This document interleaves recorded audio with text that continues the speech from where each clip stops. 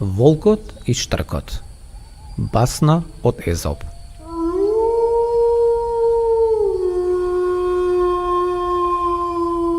Еднаш многу одамна, еден волк, како што и вообичаено правел, се препуштил на својата алчност.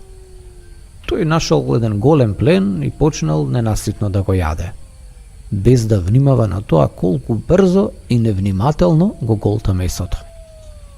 Во еден момент, една коска од пленот му се заглавила напречно во грлото. Колку и да се обидувал да ја исфрли или проголта, коската не мрдала. Ситуацијата била уште полоша, бидејќи волкот, кој бил познат по својата ненаситност, не можел да јаде баш ништо со коската заглавена во неговото грло. За него тоа била вистинска катастрофа. Замислете да се биде волк кој не може да јаде.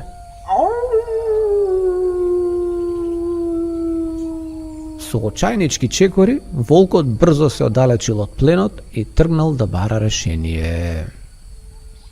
Додека шетал низ шумата, размислувал за можностите и му текнало на една идеја.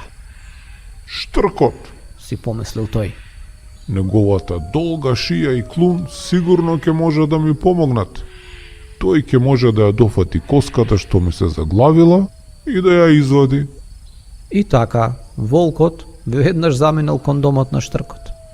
Кога пристигнал, волкот го побарал штркот и веднаш почнал да му објаснува што се случило. Ти со твојата долга шија и клун, Му рекол волкот, сигурно ќе можеш да ја извадиш коската што ми се заглавила во грлото. Ако го направиш тоа за мене, ќе те наградам дарежливо. рекол волкот. Штркот, кој бил познат по својата предпазливост, се почувствувал многу непријатно при самата помисла да ја стави својата глава во устата на волкот. Како што знаете, волкот е едно опасно и немилосредно животно, а штркот добро знаел колку е опасно да се верува на еден таков животински инстинкт. Но, како што често бива кај оние кои што се алчни, штркот не можел да одолее наветувањето за награда. Тој долго размислувал, но на крај жедта за награда ја победила неговата предпазливост. Добро, рекол штркот со трема во гласот. Ќе го направам тоа што бараш, но се надевам дека ќе го одржиш ветувањето за награда, рекол штркот. Со треперење, штркот ја ставил својата глава во устата на волкот, внимавајќи да не ја направи ни најмалата грешка.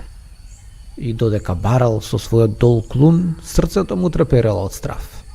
Едно погрешно движење и толку од неговиот живот.